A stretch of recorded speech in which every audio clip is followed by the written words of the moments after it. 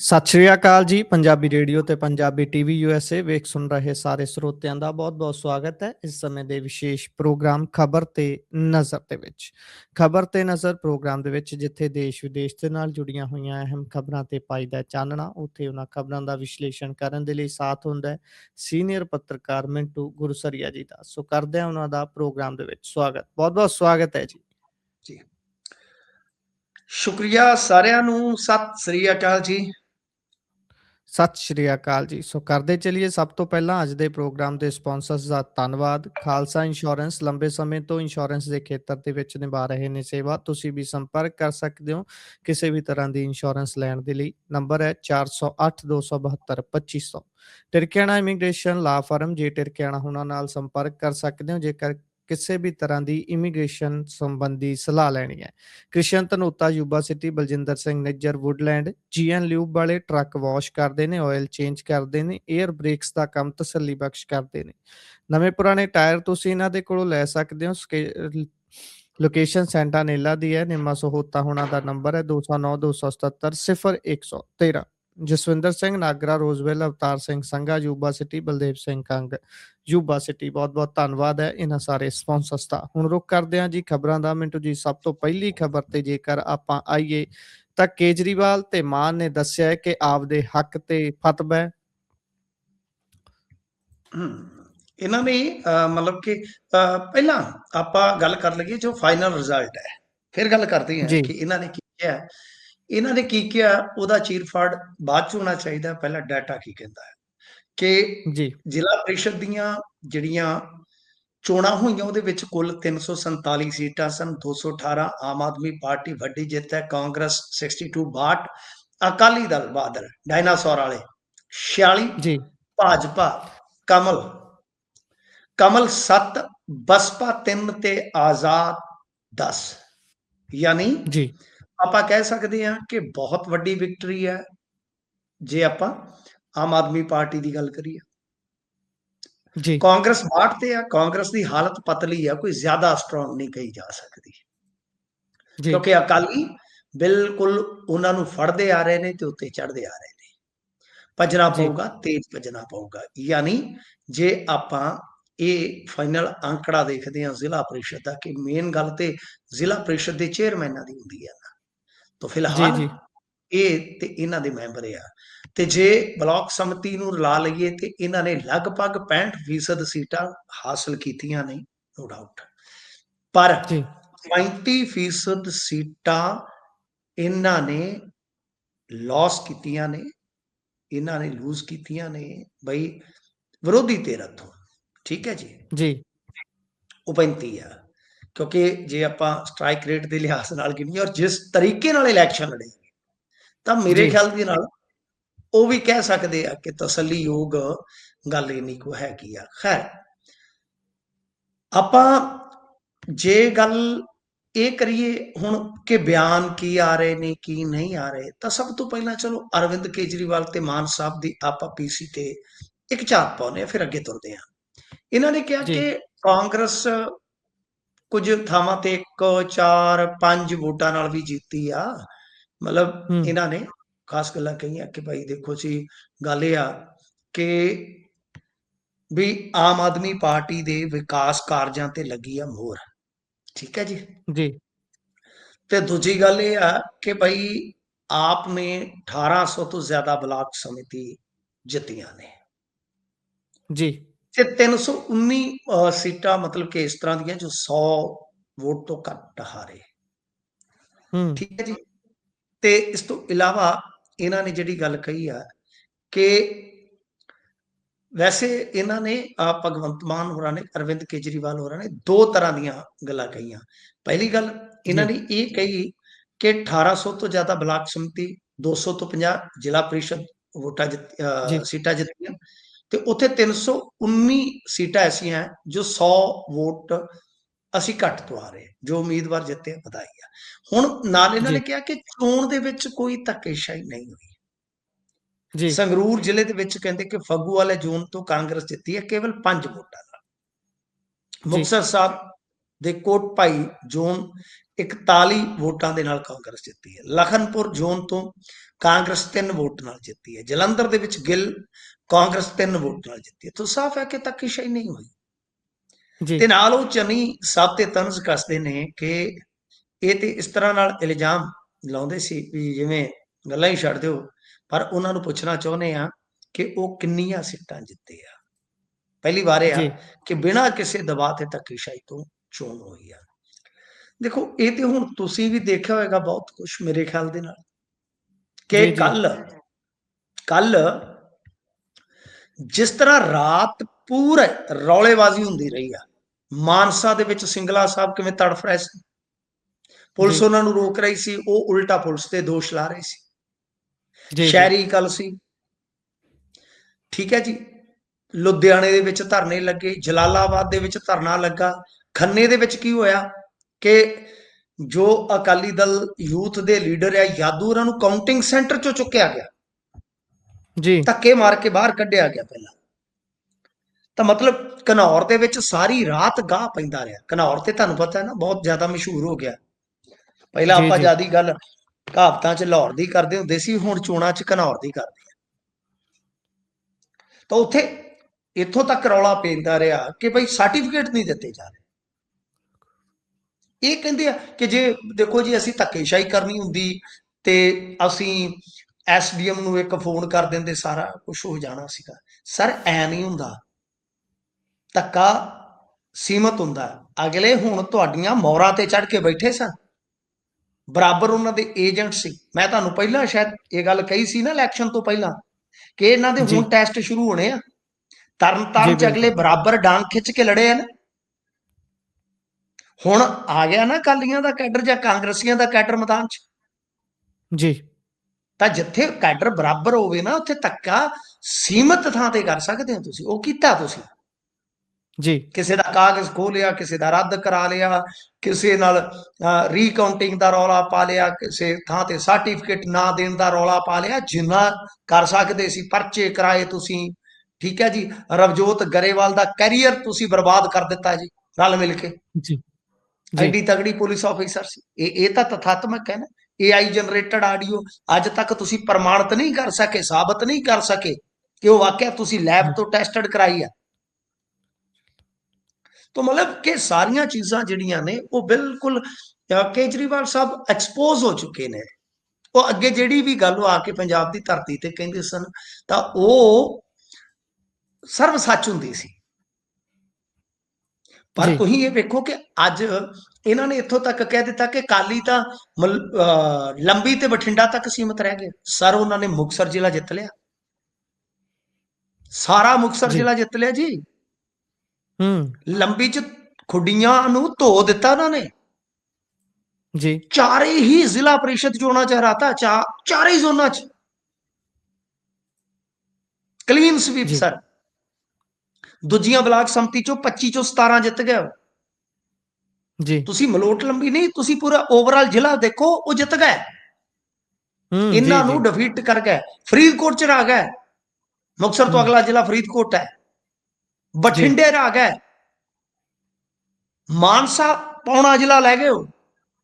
4 जिले जी सर तुहाडे कोलों लै गए, 4 जिले पश्चिमी मालवा सारा लै गए तुहाडे हथों। जी ते कांग्रेस ने कुछ जिलों अपने बचाया भी है तो कुछ जिलों अच्छा प्रदर्शन किया है। मतलब कि हुण तुसी कह रहे हो कि बई ठीक है असी मतलब कि साडे विकास कारजां ते मोहर है। जी जे विकास कारज के नां ते लड़ना सीगा साहब ते फिर ते तुहानूं आ कागज कूगज खून की जरूरत ही नहीं सी पैनी चाहिए। जी बिल्कुल परचियां पुरचियां दी ये सारा कुछ होना ही नहीं सी चाहिए चोण दे विच साहब। तो फिलहाल आपां इन्ना कह सकते हैं कि बई ठीक आ, बहुत सारे जिलों के विच आम आदमी पार्टी चमकी आ। बहुत बंदे इन्हां दे इदां दे भी आ गुरप्रीत जिन्हां ने अपने काम के दम ते जित हासिल की आ। पर निरा पूरा मतलब कि दूजिਆਂ ਨੂੰ डिसक्रैडिट करते रहना ऐसा नहीं है। इन्हां नूं एक चीज़ जिहड़ी आ समझ लैनी चाहिदी आ कि तुहाडे जी बड़े बड़े बंदे आपदे हलकिਆਂ ਚ आपदे ਪਿੰਡਾਂ ਚ हारदे पए आ। जी कैंडीडेट जिता नहीं पा रहे। तुसी देख लो, मैं इधरों शुरू हो जाना, खुडियां हार गए, जी खुडियां हार गए, ਅੱਛਾ, ਬਲਜੀਤ ਕੌਰ ਦਾ ਮੈਂ ਤੁਹਾਨੂੰ ਦੱਸਿਆ ਸੀ, ਇੱਕ ਹੀ ਸ਼ਹਿਰ ਦੇ 2 ਮੰਤਰੀ ਆ। ਬਲਜੀਤ ਕੌਰ ਨੇ ਆਪਦਾ ਕਿਲਾ ਬਚਾ ਲਿਆ ਮਲੋਟ ਜੀ ਦੇ ਵਿੱਚ, ਖੁੱਡੀਆਂ ਹੁੰਝੇ ਗਏ। ਫਿਰ ਦੂਜੇ ਪਾਸੇ ਆ ਜਾਓ, ਅੱਗੇ ਜੇ ਚਲੋਗੇ ਤੇ ਇਸ ਵੇਲੇ ਆਪਾਂ ਗੱਲ ਕਰ ਲਈਏ ਭੁੱਚੋ ਆ ਜਾਓ। ਭੁੱਚੋ ਜੀ ਜਗਸੀਰ ਸਿੰਘ ਹਾਰ ਗਏ ਆਪਦੇ ਪਿੰਡੋਂ ਹੂੰ ਵਿਧਾਇਕ। ਬੀਬਾ ਬਲਜਿੰਦਰ ਕੌਰ ਦੀ ਚਾਚੀ ਹਾਰ ਗਈ ਜਗਾ ਰਾਮ ਤੀਰਥ ਤੋਂ। ਜੀ ਅੱਗੇ ਅੱਗੇ ਤੁਰੇ ਚਲੋ, ਕੁਰੜ ਤੋਂ ਮੀਤ ਹੇਰ ਹਾਰ ਗਏ। ਇਹਨਾਂ ਦੇ ਆਪਣੇ ਜਿਹੜੇ ਸੀਗੇ ਇੱਕ ਲੜੇ ਸੀ ਇਲੈਕਸ਼ਨ, ਉਹ ਵੀ ਹਾਰ ਗਏ ਜੀ ਬਰਨਾਲੇ ਤੋਂ ਜੀ ਪਿੰਡੋਂ। ਤਾਂ ਮਤਲਬ ਕਿ ਤਾਂ ਨੂੰ ਤੁਰੇ ਚਲੋ ਤੁਸੀਂ ਕਿ ਧਾਲੀਵਾਲ ਸਾਹਿਬ ਮਾਝੇ ਚੋਂ, ਜੀ ਅਮਲੋਹ ਤੋਂ ਇਹਨਾਂ ਦਾ ਵਿਧਾਇਕ, ਹਰਗੋਬਿੰਦਪੁਰ ਤੋਂ ਜੀ ਖੰਨੇ ਕਿੰਨਾ ਰੌਲਾ ਪਿਆ।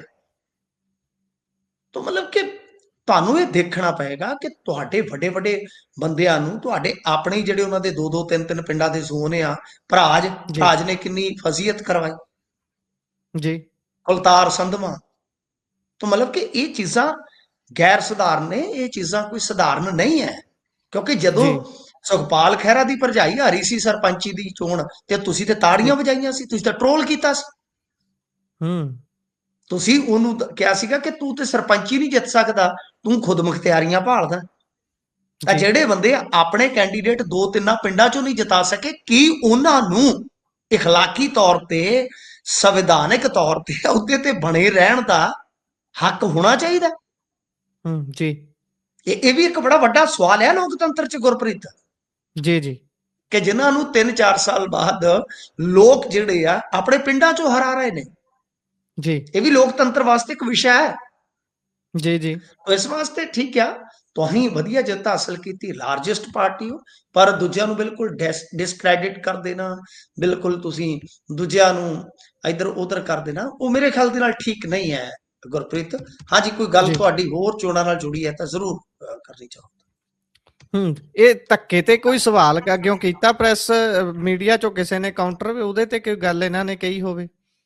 ਨਹੀਂ, ਮੈਂ ਸਾਰੀ ਪ੍ਰੈਸ ਕਾਨਫਰੰਸ ਤੇ ਨਹੀਂ ਸੁਣੀ ਜੀ। ਨਹੀਂ, ਐਸਾ ਜੀ ਕੁਝ ਨਹੀਂ। ਧੱਕੇ ਤੇ ਤਾਂ ਫਿਰ ਕਹਿ ਹੀ ਗਏ ਕਿ ਜੇ ਅਸੀਂ ਹੂੰ ਕਰਨਾ ਹੁੰਦਾ, ਹੂੰ ਜੇ ਅਸੀਂ ਕਰਨਾ ਹੁੰਦਾ ਤਾਂ ਬਾਈ ਅਸੀਂ ਫਿਰ ਐਸਡੀਐਮ ਨੂੰ ਨਾ ਕਹਿ ਦਿੰਦੇ ਜੀ। ਉਹ ਜੀ ਤਾਂ ਸਫਾਈ ਦੇ ਗਏ ਨੇ ਇਹਦਾ ਮਤਲਬ। ਜੀ ਅੱਗੇ ਹੁਣ ਇਸ ਤੋਂ ਅੱਗੇ ਜੇਕਰ ਵਧੀਆ ਸਾਰਾ ਕੁਝ ਹੋ ਗਿਆ, ਚੋਣਾਂ ਹੋ ਗਈਆਂ, ਰਿਜ਼ਲਟ ਸਾਹਮਣੇ ਹੈ, ਮੁੱਖ ਮੰਤਰੀ ਸਾਹਿਬ ਨੇ ਤੇ ਕਨਵੀਨਰ ਸਾਹਿਬ ਨੇ ਕਰਤਾ ਮੀਡੀਆ ਅੱਗੇ ਜਨਤਕ ਆ ਸਾਰੀ ਗੱਲਾਂ ਬਾਤਾਂ ਰੱਖਤੀਆਂ, ਪਰ ਇਹ ਜੇਤੂ ਜਲੂਸਾਂ 'ਚ ਕੀ ਹੋਈ ਜਾਂਦਾ ਜੀ? ਕਹਿੰਦੇ ਆਪ ਤੇ ਕਾਂਗਰਸ ਵਾਲੇ ਸਮਰਥਕ ਆਪਸ 'ਚ ਭਿੜ ਗਏ, ਕੋਈ ਕਸਰ ਰਹਿ ਗਈ ਸੀ ਜੀ? ਹਾਂ, ਹੁਣ ਤਾਂ ਹੋਰ ਸਤਾਲਾ ਜੇ ਕੋਈ ਕਸਰ ਹੈ ਬਾਕੀ, ਤੁਸੀਂ ਇਹ ਕਹਿਣਾ ਹੂੰ ਚਾਹੁੰਦੇ ਹੋ ਨਾ? ਗੋਰੇ ਚੱਕ ਵਾਲੇ ਨੇ ਗਾਇਆ ਸੀ। ਤੇ ਗੱਲ ਜੀ ਇਹ ਆ ਗੁਰਪ੍ਰੀਤ, ਪਹਿਲੀ ਤੇ ਗੱਲ ਸਾਨੂੰ ਥੋੜੀ ਜਿਹੀ ਫਿਰ ਅਖਲਾਕੀ ਪੱਖ ਤੋਂ ਸੁਣਨੀ ਪਵੇਗੀ।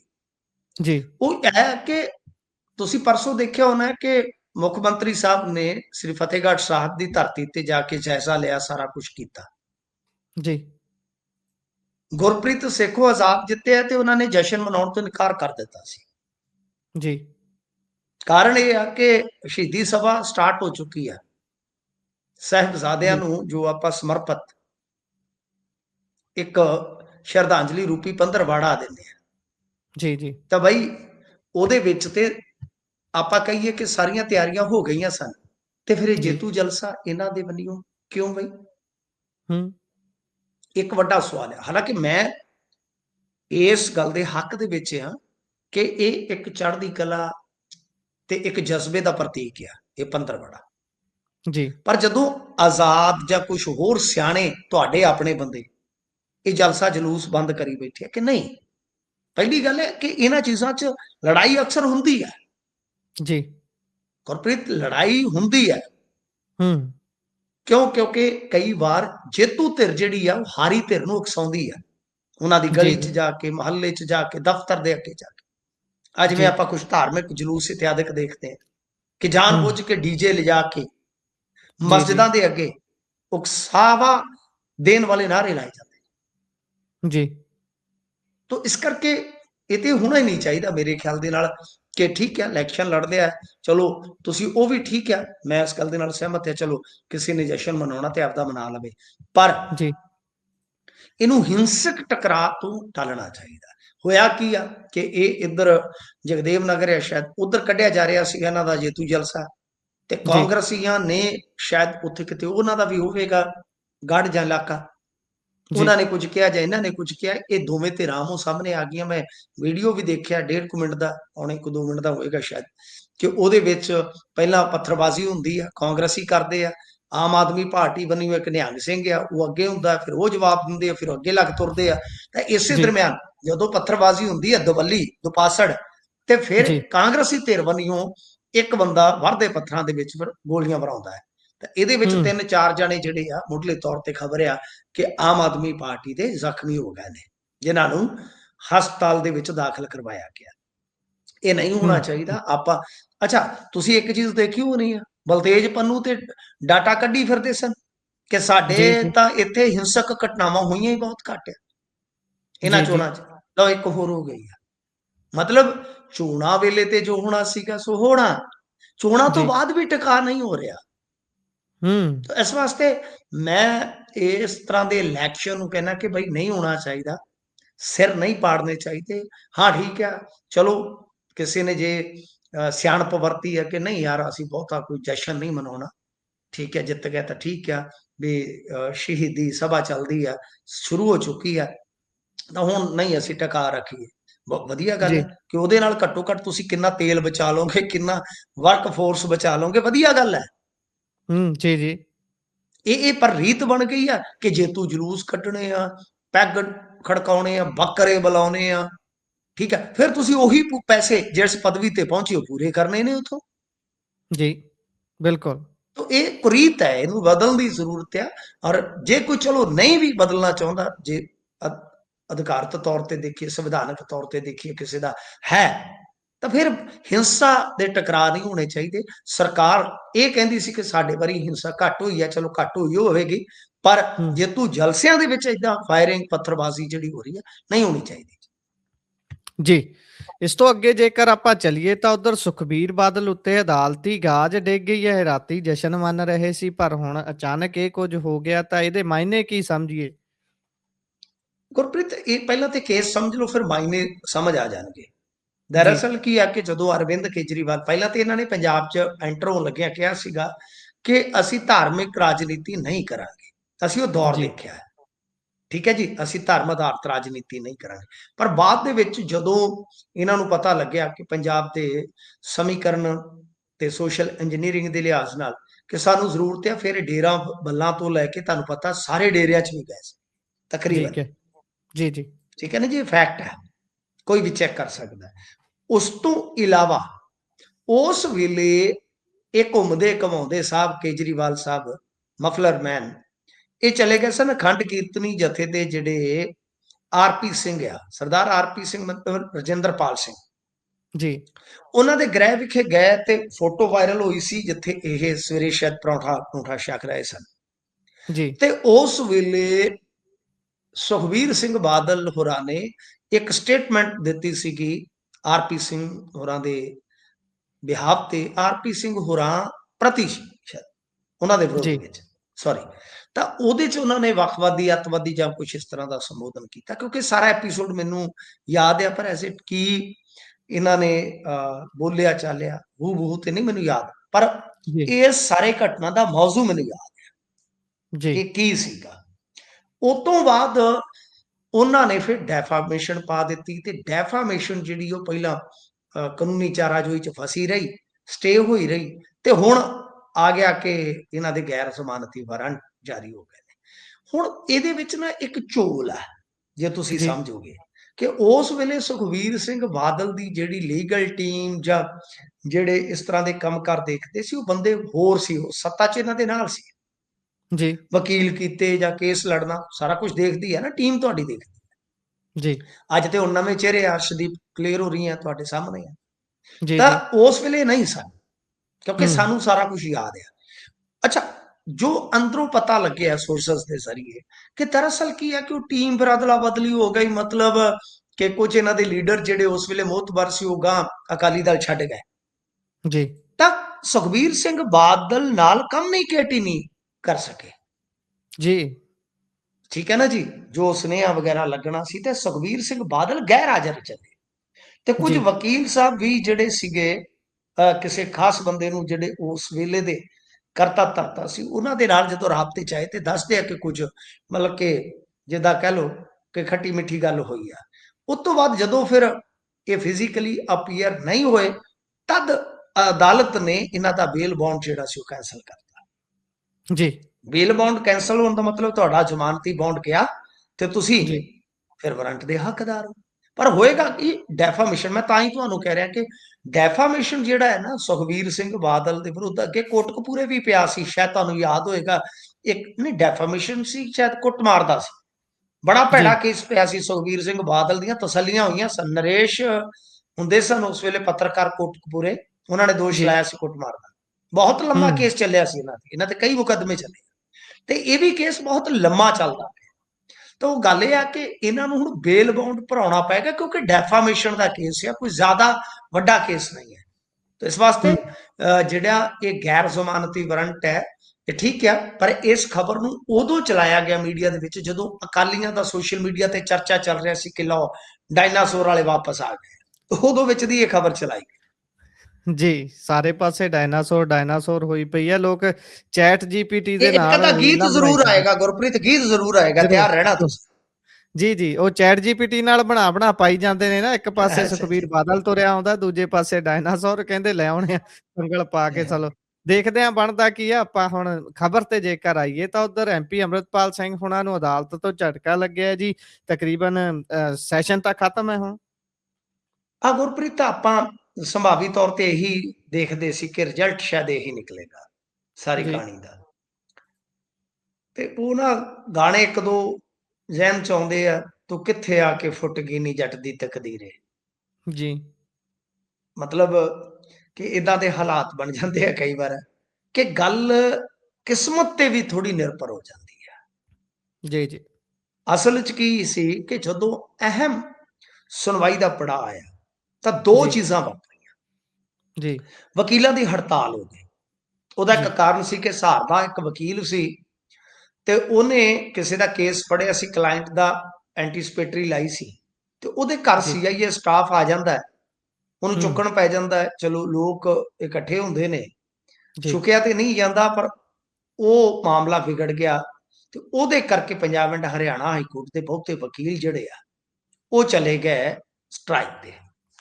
ਜੀ ਪਹਿਲੇ ਦਿਨ ਤੇ ਅੰਮ੍ਰਿਤਪਾਲ ਸਿੰਘ ਨੂੰ ਮੌਕਾ ਆਪ ਮਿਲ ਗਿਆ, ਪਰ ਮੇਰੇ ਖਿਆਲ ਦੇ ਨਾਲ ਜਿਸ ਤਰ੍ਹਾਂ ਤਸਵੀਰਾਂ ਇਤਿਹਾਦਕ ਵਾਇਰਲ ਹੋਈਆਂ, ਦੂਜੇ ਦਿਨ ਜੀ ਕੁਝ ਨਹੀਂ ਹੋਇਆ। ਜੀ ਉਹਦਾ ਸਿੱਟਾ ਇਹ ਹੋਇਆ ਕਿ ਖੁਦ ਜਿਹੜੇ ਸੁਣਵਾਈ ਦੇ ਵਿੱਚ ਬੈਂਚ ਦੇ ਵਿੱਚ ਜੱਜ ਬੈਠੇ ਸਨ, ਉਹਨਾਂ ਨੇ ਵਕੀਲਾਂ ਨੂੰ ਬੁਲਾਇਆ ਬਕਾਇਦਾ, ਜੀ ਪਰ ਕਿਸੇ ਵੀ ਧਿਰ ਦਾ ਵਕੀਲ ਹਾਜ਼ਰ ਨਹੀਂ ਹੋਇਆ ਕਿਉਂਕਿ ਸਟ੍ਰਾਈਕ ਸੀ। ਜੀ ਤੇ ਫਿਰ ਐਟ ਦੀ ਐਂਡ ਜਿੱਦਾਂ ਕਹਿ ਲਓ ਕਿ ਭਾਈ ਕੋਰਟ ਨੇ ਇਸ ਗੱਲ ਨੂੰ ਵੇਖਿਆ ਕਿ ਸੈਸ਼ਨ ਤੇ ਖਤਮ ਹੈ, ਜੀ ਵਕੀਲ ਆ ਨਹੀਂ ਰਹੇ, ਲਿਹਾਜ਼ਾ ਪਟੀਸ਼ਨ ਦਾ ਨਿਬੇੜਾ ਹੋ ਗਿਆ, ਪਟੀਸ਼ਨ ਗਈ। ਤਾਂ ਹੁਣ ਇਹਨਾਂ ਨੂੰ ਅਗਲੀ ਜਾਂ ਤਾਂ ਸੈਸ਼ਨ ਦੀ ਕਾਰਵਾਈ ਉਹਦੀ ਉਡੀਕ ਰਹੂਗੀ, ਜਿਹੜਾ ਬਜਟ ਜੀ ਸੈਸ਼ਨ ਹੋਏਗਾ ਜਾਂ ਪ੍ਰੀ ਬਜਟ ਸੈਸ਼ਨ ਹੋਏਗਾ, ਜੀ ਕਿ ਉਹਦੇ ਵਿੱਚ ਇਹ ਪਹਿਲਾਂ ਹੀ ਪ੍ਰਬੰਧ ਕਰ ਲੈਣ ਜਾਂ ਕੋਈ ਹੋਰ ਰਸਤਾ ਅਖਤਿਆਰ ਕਰਦੇ ਆ, ਪਤਾ ਨਹੀਂ ਹੁਣ ਇਹ ਤੇ ਇਹਨਾਂ ਤੇ ਨਿਰਭਰ ਕਰਦਾ ਹੈ। ਪਰ ਇੱਕ ਵਾਰੀ ਝਟਕਾ ਲੱਗ ਗਿਆ। ਮੈਂ ਇਹ ਗੱਲ ਤੁਹਾਨੂੰ ਪਹਿਲਾਂ ਹੀ ਕਿਹਾ ਸੀਗਾ ਕਿ ਰੁਖ ਜੀ ਸਰਕਾਰ ਦਾ ਜਿਹੜਾ ਹੈ ਉਹ ਬਿਲਕੁਲ ਟੇਢਾ ਹੈ ਤੇ ਇਹ ਜਿਹੜੀ ਸੁਣਵਾਈ ਆ ਉਹ ਠੀਕ ਆ, ਹੋਈ ਤਾਂ ਕਾਲੀ ਕਾਲੀ ਚ ਆ, ਪਰ ਉਦੋਂ ਨੂੰ ਸੈਸ਼ਨ ਸ਼ੁਰੂ ਹੋ ਚੁੱਕਾ ਸੀਗਾ, ਤੇਜ਼ੀ ਨਾਲ ਸੈਸ਼ਨ ਗਿਆ ਤੇ ਇਧਰ ਸੁਣਵਾਈ ਜਿਹੜੀ ਉਹ ਮੁਕੰਮਲ ਨਹੀਂ ਹੋ ਸਕੀ। ਲਿਹਾਜ਼ਾ ਜੀ ਅਮਰਤਪਾਲ ਸਿੰਘ ਜਾਂ ਉਹਨਾਂ ਦੇ ਜਿਹੜੇ ਸਮਰਥਕ ਆ ਉਹਨਾਂ ਵਾਸਤੇ ਮਤਲਬ ਕਿ ਜਿਹੜੀ ਇਹ ਗੱਲ ਸੀਗੀ ਕਿ ਬਈ ਉਮੀਦ ਸੀ ਇਸ ਸੈਸ਼ਨ ਦੇ ਵਿੱਚ ਦੇ ਘੱਟੋ ਘੱਟ ਉਸ ਉਸ ਸੈਸ਼ਨ ਦੇ ਵਿੱਚ ਸ਼ਿਰਕਤ ਕਰਨ ਦੀ ਉਮੀਦ ਜਿਹੜੀ ਆ ਉਹ ਹੁਣ ਮੈਨੂੰ ਨਹੀਂ ਲੱਗਦਾ ਕਿ ਪੂਰੀ ਹੋਏਗੀ। ਅਗਲੀ ਵਾਰੀ ਦੇਖੀ ਜਾਊਗੀ ਕਿ ਕੀ ਬਣਾਉਂਦਾ ਜੀ। ਜੀ ਅੱਗੇ ਜਾ ਕੇ ਹੁਣ ਦੇਖਦੇ ਹਾਂ ਬਣਦਾ ਕੀ ਹੈ। ਫਿਲਹਾਲ ਦੇ ਲਈ ਲੱਗ ਗਿਆ ਥੋੜਾ ਜਿਹਾ ਫੁੱਲ ਸਟਾਪ। ਅੱਗੇ ਚੱਲੀਏ ਤਾਂ ਉਧਰ ਪਵਿੱਤਰ ਸ਼ਹਿਰਾਂ ਦਾ ਦਰਜਾ ਜਿਹੜਾ ਦੇਣ ਦੀ ਵਿਧਾਨ ਸਭਾ ਦੇ ਵਿੱਚ ਗੱਲ ਤੁਰੀ ਸੀ, ਉਸ ਦਾ ਰਸਮੀ ਤੋਂ ਕਹਿੰਦੇ ਅਧਿਕਾਰਤ ਐਲਾਨ ਹੋ ਗਿਆ, ਪਰ ਰੌਲਾ ਪਿਆ ਜੀ ਉਹਦੇ ਤੇ ਕੋਈ। ਹਾਂਜੀ ਦੇਖੋ, ਪਹਿਲਾ ਵਿਵਾਦ ਵੀ ਕਹਿ ਸਕਦੇ ਹਾਂ ਜਾਂ ਕਹਿ ਲਓ ਕਿ ਇਸ ਸਾਰੀ ਕਾਰਵਾਈ ਤੇ ਬਈ ਇੱਕ ਕਿੰਤੂ ਆਇਆ ਜੀ ਤੇ ਤੇ ਇਹ ਬੜਾ ਵਿਵਾਕ ਬੋਲਦੇ ਨੇ ਬੀਬੀ ਕਿਰਨਜੀਤ ਕੌਰ ਜੀ, ਮਾਸਟਰ ਤਾਰਾ ਸਿੰਘ ਦੀ ਦੋਹਤੀ। ਜੀ ਇਹਨਾਂ ਨੇ ਜਿਹੜਾ ਮਤਲਬ ਕਿ ਪਹਿਲਾ ਕਿੰਤੂ ਕੀਤਾ ਹੈ, ਤਾਂ ਇਹਨਾਂ ਨੇ ਕਿਹਾ ਕਿ ਆਮ ਆਦਮੀ ਪਾਰਟੀ ਦੀ ਸਰਕਾਰ ਸਿੱਖਾਂ ਦਾ ਬ੍ਰਾਹਮਣੀਕਰਨ ਕਰਨ ਜਾ ਰਹੀ ਹੈ। ਜੀ ਝਟਕਾ ਮੀਟ ਸਾਡਾ ਹੱਕ ਆ, ਇਹਦੇ ਲਈ ਅਕਾਲੀ ਦਲ ਨੇ ਬਕਾਇਦਾ ਝਟਕਾ ਕਾਨਫਰੰਸ ਵੀ ਕੀਤੀ ਸੀ। ਜੀ ਇਸ ਦੇ ਬਾਵਜੂਦ ਵੀ ਸਰਕਾਰ ਪਵਿੱਤਰ ਸ਼ਹਿਰ ਦੇ ਨਾਮ ਤੇ ਇਹਨੂੰ ਬੰਦ ਕਰਾ ਰਹੀ ਹੈ। ਹਾਲਾਂਕਿ ਜੀ ਤੰਬਾਕੂ ਅਤੇ ਹਲਾਲ ਮੀਟ ਧਰਮ ਦੇ ਵਿੱਚ ਵਰਜਿਤ ਨੇ, ਜੀ ਤੇ ਉਹਨਾਂ ਨੇ ਮਤਲਬ ਇਸ ਗੱਲ ਤੇ ਜ਼ੋਰ ਦਿੱਤਾ ਹੈ ਕਿ ਬਈ ਸ਼ਰਾਬ ਇਤਿਆਦਿਕ ਜਿਹੜੀਆਂ ਵਰਜਿਤ ਚੀਜ਼ਾਂ ਨੇ ਤਾਂ ਠੀਕ ਆ, ਪਰ ਜਿਹੜਾ ਝਟਕਾ ਮੀਟ ਹੈ ਇਹ ਸਿੱਖਾਂ ਦਾ ਧਾਰਮਿਕ ਤੇ ਸੰਵਿਧਾਨਕ ਅਧਿਕਾਰ ਆ, ਜਿਹਦੇ ਵਿੱਚ ਜੀ ਕੋਈ ਵੀ ਸਰਕਾਰ ਇਸ ਹੱਕ ਨੂੰ ਖੋ ਨਹੀਂ ਸਕਦੀ। ਫਿਰ ਇਹਨਾਂ ਨੇ ਨਾਲ ਬਕਾਇਦਾ ਸਨ ਦੱਸਿਆ ਕਿ 1935 ਦੇ ਵਿੱਚ ਝਟਕਾ ਕਾਨਫਰੰਸ ਵੀ ਆਯੋਜਿਤ ਕੀਤੀ ਗਈ ਸੀ। ਜੇ ਤੁਸੀਂ ਕਹੋ ਤਾਂ ਮੈਂ ਤੁਹਾਨੂੰ ਪੂਰਾ ਪੋਸਟ ਪੜ੍ਹ ਕੇ ਸੁਣਾ ਦਿੰਦਾ, ਇਹਨਾਂ ਦਾ ਮੈਂ ਖੋਲਿਆ। ਜੀ ਇਹ ਕਹਿੰਦੇ ਕਿ ਪੰਜਾਬ ਸਰਕਾਰ ਨੇ ਸਿੱਖਾਂ ਦਾ ਬ੍ਰਾਹਮਣੀਕਰਨ ਕਰ ਦਿੱਤਾ ਹੈ। ਜੀ ਸਿੱਖਾਂ ਲਈ ਤੰਬਾਕੂ ਤੇ ਕੁੱਠਾ ਹਲਾਲ, ਜੀ ਮੀਟ ਬਜਰ ਕੁਰੈਤ, ਸ਼ਰਾਬ ਤੇ ਹੋਰ ਨਸ਼ੇ ਵੀ ਸਿੱਖੀ ਵਿੱਚ ਮਨਾ ਹਨ, ਪਰ ਜੀ ਝਟਕਾ ਜੀ ਮੀਟ ਸਾਡਾ ਹੱਕ ਹੈ। ਅਕਾਲੀ ਦਲ ਨੇ ਝਟਕਾ ਮੀਟ ਦੇ ਹੱਕ ਵਿੱਚ 1935 ਚ ਝਟਕਾ ਕਾਨਫਰੰਸ ਕੀਤੀ ਸੀ। ਗੁਰੂ ਸਾਹਿਬਾਨ ਤੇ ਸਿੱਖਾਂ ਦੇ ਸ਼ਿਕਾਰ ਖੇਡਣ ਦੇ ਕਈ ਕਿੱਸੇ ਹਨ। ਗੁਰੂ ਨਾਨਕ ਦੇਵ ਜੀ ਨੇ ਸੂਰਜ ਗ੍ਰਹਿਣ ਵੇਲੇ ਕੁਰੂਕਸ਼ੇਤਰ ਹਿਰਨ ਦਾ ਮਾਸ ਰਿੰਨਣ ਦੀ ਸਾਖੀ ਹੈ। ਜੀ ਸ਼੍ਰੋਮਣੀ ਕਮੇਟੀ ਪ੍ਰਧਾਨ ਨੂੰ ਬੇਨਤੀ ਹੈ, ਸਰਕਾਰ ਕੋਲ ਇਸ ਮੁੱਦੇ ਤੇ ਐਤਰਾਜ਼ ਜਤਾਓ, ਡੇਰੇਦਾਰਾਂ ਦੀ ਮਰਿਆਦਾ ਤੋਂ ਸਿੰਘਾਂ ਦੀ ਮਰਿਆਦਾ ਵੱਲ ਮੋੜ ਆਓ। ਜੀ ਦੇਖੋ ਇਹ ਗੁਰਪ੍ਰੀਤ ਜੀ ਵਾਕਿਆ ਹੈ, ਤੇ ਕਿੰਤੂ ਜਿਹੜਾ ਉਹ ਕਿਤੇ ਨਾ ਕਿਤੇ ਦਮ ਜੀ ਰੱਖਦਾ। ਹਾਲਾਂਕਿ ਧਾਰਮਿਕ ਵਿਸ਼ਾ ਹੈ, ਅਸੀਂ ਇਹਦੇ ਤੇ ਬਹੁਤ ਸੰਕੋਚ ਕੇ ਸੀਮਤ ਟਿੱਪਣੀ ਕਰਦੇ ਹੁੰਦੇ ਆ, ਪਰ ਵਾਕਿਆ ਝਟਕਾ ਕਾਨਫਰੰਸ ਵੀ ਹੋਈ ਹੈ, ਤਥਾਤਮਕ ਨਹੀਂ ਚੀਜ਼ਾਂ, ਜੀ ਇਹ ਇਤਿਹਾਸ ਦੇ ਵਿੱਚ ਦਰਜ ਨੇ। ਮੈਂ ਇੱਕ ਖੁਦ ਫੋਟੋ ਵੇਖੀ ਆ, ਮਤਲਬ ਅੰਮ੍ਰਿਤਸਰ ਬਾਜ਼ਾਰ ਦੀ, ਸ਼ਾਇਦ ਤੁਹਾਨੂੰ ਵੀ ਗੂਗਲ ਤੇ ਲੱਭ ਜਾਏਗੀ। ਜੀ ਉਹਦੇ ਵਿੱਚ ਮਤਲਬ ਕਿ ਬੋਰਡ ਲੱਗਿਆ ਹੋਇਆ ਬਕਾਇਦਾ, ਜੀ ਆਜ਼ਾਦੀ ਤੋਂ ਪਹਿਲਾਂ ਦਾ। ਤਾਂ ਹੂੰ ਖੈਰ ਇਹਦੇ ਵਿੱਚ ਜੇ ਇਦਾਂ ਹੈ ਤਾਂ ਫਿਰ ਇਹਨਾਂ ਨੂੰ ਪਹੁੰਚ ਕਰਨੀ ਚਾਹੀਦੀ। ਔਰ ਕੁਲਤਾਰ ਸਿੰਘ ਸੰਧਵਾ ਵਰਗੇ ਜਿਹੜੇ ਵਿੱਚ ਬੈਠੇ ਨੇ ਸਰਕਾਰ ਦੇ ਸਪੀਕਰ ਸਾਹਿਬ, ਤਾਂ ਉਹਨਾਂ ਨੂੰ ਜੀ ਇਹਨਾਂ ਚੀਜ਼ਾਂ ਤੇ ਦੇਖਣਾ ਪਵੇਗਾ ਕਿ ਜਿਹੜੀ ਹੂੰ ਚੀਜ਼ ਮਤਲਬ ਕਿ ਸਿੱਖਾਂ ਲਈ ਧਾਰਮਿਕ ਤੌਰ ਤੇ ਅਲਾਉ ਹੈ, ਤਾਂ ਚੰਗਾ ਕਿ ਉਹ ਜੀ ਕਿਸੇ ਦਾ ਕਾਰੋਬਾਰ ਵੀ ਵਧੇਗਾ ਫਿਰ ਇਹਦੇ ਨਾਲ। ਜੀ ਜੀ ਠੀਕ ਹੈ ਨਾ ਜੀ। ਚਲੋ ਵਰਜਿਤ ਚੀਜ਼ਾਂ ਵਰਲਡ ਸਿਟੀ ਦੇ ਵਿੱਚ ਆਪਾਂ ਕਹਿੰਦੇ ਕਿ ਠੀਕ ਕਰਤੀਆਂ। ਚਲੋ ਆਮ ਆਦਮੀ ਪਾਰਟੀ ਨੇ ਸੋਹਣਾ ਕੀਤਾ, ਮਾੜਾ ਨਹੀਂ ਕੀਤਾ, ਜੀ ਚੰਗਾ ਜੀ ਕੀਤਾ। ਚਲੋ ਜੋ ਉਹਨਾਂ ਨੇ ਕੀਤਾ ਚੰਗਾ ਕੀਤਾ, ਪਰੰਤੂ ਗੱਲ ਇਹ ਆ ਕਿ ਜਿੱਥੇ ਕਿਤੇ ਹੈ, ਚਲੋ ਉਹਨੇ ਨਾਲ ਕੋਈ ਵਿਕਰੀ ਤੇ ਵਧੇਗੀ ਨਾ, ਚਾਰ ਦੁਕਾਨਾਂ ਦੀ। ਜੀ ਜੇ ਸਿੱਖ ਧਰਮ ਦੇ ਵਿੱਚ ਅਲਾਉ ਹੈ ਤਾਂ ਸਰਕਾਰ ਵੀ ਮੇਰੇ ਖਿਆਲ ਦੇ ਨਾਲ ਇਹਦੇ ਤੇ ਫਿਰ ਕੋਈ ਜ਼ਿਆਦਾ ਨਾ ਸਟੈਂਡ ਲਵੇ ਤੇ ਬਿਹਤਰ ਹੈ।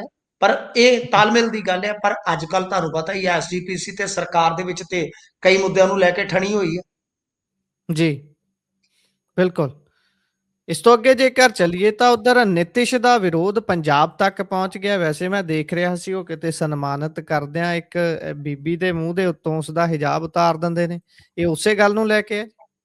ਹਾਂਜੀ ਹਾਂਜੀ, ਜੀ ਚੌਰਿਆਂ ਵਾਲਾ ਕੰਮ ਕੀਤਾ। ਹੂੰ ਚੌਰੇ ਜੀ ਬੰਦੇ ਜਿੱਦਾਂ ਪਿੰਡਾਂ ਚ ਹੁੰਦੇ ਠੇਠਰ। ਤਾਂ ਗੱਲ ਇਹ ਆ ਜੀ ਕਿ ਗੁਰਪ੍ਰੀਤ ਪਰੰਪਰਾਵਾਂ ਹੁੰਦੀਆਂ ਨੇ। ਆਪਾਂ ਦੇਖਿਆ ਕਿ ਸਨਾਤਨ ਚ ਕੁਝ ਹੱਦ ਤੱਕ, ਆਪਣੇ ਸਿੱਖਾਂ ਚ ਵੀ ਪਹਿਲਾਂ ਬੀਬੀਆਂ ਘੁੰਡ ਕੱਢਦੀਆਂ ਸੀ। ਹੁਣ ਤੇ ਘੁੰਡ ਦੀ ਪ੍ਰਥਾ ਖਤਮ ਹੋ ਗਈ। ਅਸੀਂ ਛੋਟੇ ਹੁੰਦੇ ਆਪਦੀਆਂ ਮਾਤਾ ਦਾਦੀਆਂ ਨੂੰ ਏਦਾਂ ਵੇਖਿਆ ਵਾ, ਜੀ ਤਾਈਆਂ ਚਾਚੀਆਂ ਨੂੰ। ਮੈਂ ਖੁਦ ਦੇਖਿਆ, ਸਾਡੇ ਇਧਰ ਪ੍ਰਥਾ ਰਹੀ। ਮੇਰੇ ਨਾਲ ਦੇ ਪਿੰਡਾਂ ਚ ਹਾਲੇ ਵੀ ਹੈ, ਜੀ ਪਰ ਉਹ ਨਾਨ ਸਿੱਖ ਨੇ ਜ਼ਿਆਦਾ, ਜਿੱਥੇ ਜੀ ਅੱਜ ਵੀ ਘੂੰਘਟ ਪ੍ਰਥਾ ਹੈ, ਯਾਨੀ ਹਿੰਦੂਆਂ ਚ ਵੀ ਹੈ। ਤਾਂ ਕੀ ਕਿਸੇ ਔਰਤ ਦੇ ਘੁੰਡ ਨੂੰ ਹੱਥ ਪਾ ਕੇ ਕੋਈ ਬੰਦਾ ਸੁੱਕਾ ਲੰਘ ਜਾਏਗਾ ਸਾਡੀ ਗਲੀ ਚ ਅੱਜ ਵੀ? ਜੀ ਤਾਂ ਫਿਰ ਇਸ ਬੰਦੇ ਦੀ, ਇਹ ਮੁੱਖ ਮੰਤਰੀ ਦੀ ਕੋਈ ਸਿਆਣਪ ਥੋੜੀ, ਫਿਰ ਠੇਠਰ ਪੁਣਾ ਹੀ ਹੋਇਆ ਨਾ। ਜੀ ਜੀ ਤੇ ਗੱਲ ਇਹ ਆ ਕਿ ਉਧਰੋਂ ਨਿਸ਼ਾਦ, ਵੈਸੇ ਤਾਂ ਉਹ ਐਸੀ ਭਾਈਚਾਰੇ ਦਾ ਲੀਡਰ ਹੈ, ਉਹਨੇ ਵੇਖੋ ਜੀ ਕੀ ਕੜੀ ਖੋਲੀ। ਜੀ ਬੇਸ਼ਰਮ ਵਿਅਕਤੀ ਨੇ ਕਿਹਾ ਕਿ ਲੈ ਹਿਜਾਬ ਹੀ ਖਿੱਚਿਆ ਸੀ ਮਾੜਾ ਜਿਹਾ ਨਿਤੀਸ਼ ਜੀ ਨੇ, ਕੁਝ ਹੋਰ ਥੋੜੀ ਖਿੱਚ ਲਿਆ ਸੀ। ਕਿੱਡੀ ਗਲਤ ਹੂੰ ਗੱਲ ਹੈ ਜੀ। ਨਾਲ ਗੱਡੀ ਇੱਕ ਲਾਂਤਾਂ ਦੀ ਭਰੀ ਹੋਵੇ ਤੇ ਉਹ ਵੀ ਇਹਦੇ ਵੱਲ ਭੇਜ ਦੇਵੇ ਬੰਦਾ। ਜਿਵੇਂ ਕਹਿੰਦੇ ਲਵ ਯੂ, ਤੈਨੂੰ ਲਵ ਯੂ ਆ ਟਰੱਕ ਭਰ ਕੇ। ਮੈਂ ਕਹਿੰਦਾ ਜੀ। ਮਾਲ ਗੱਡੀ ਥੋੜੀ ਆ, ਲਾਂਤਾਂ ਦੀ ਭੇਜੀ ਜਾਵੇ। ਤਾਂ ਬਹੁਤ ਘਟੀਆ ਗੱਲ ਹੈ, ਕਿਉਂਕਿ ਉਕਤ ਲੜਕੀ ਜਿਹੜੀ ਜਿਹਨੂੰ ਨਿਯੁਕਤੀ ਪੱਤਰ ਦਿੰਦੇ ਆ, ਨਿਤਿਸ਼ ਨੇ ਇਹ ਹਰਕਤ ਕੀਤੀ। ਫਿਰ ਵੀ ਤੁਸੀਂ ਇੱਕ ਚੀਜ਼ ਨੋਟ ਕਰਿਓ ਉਸ ਵੀਡੀਓ ਦੇ ਵਿੱਚ ਜੀ। ਕਿ ਇੱਕ ਵਿਅਕਤੀ ਨਾਲ ਖਲੋਤਾ, ਉਹ ਬਾਹ ਫੜਦਾ ਹੈ, ਖਿੱਚਦਾ ਵੀ ਨਾ। ਜੀ। ਜੀ। ਜੀ। ਉਹ ਪਤਾ ਕੌਣ ਹੈ? ਉਹ ਡਿਪਟੀ ਜੀ। ਸਮਰਾਟ ਚੌਧਰੀ, ਜੀ। ਭਾਰਤੀ ਜਨਤਾ ਪਾਰਟੀ ਦਾ, ਸ਼ਕੁਨੀ ਚੌਧਰੀ ਦਾ ਮੁੰਡਾ।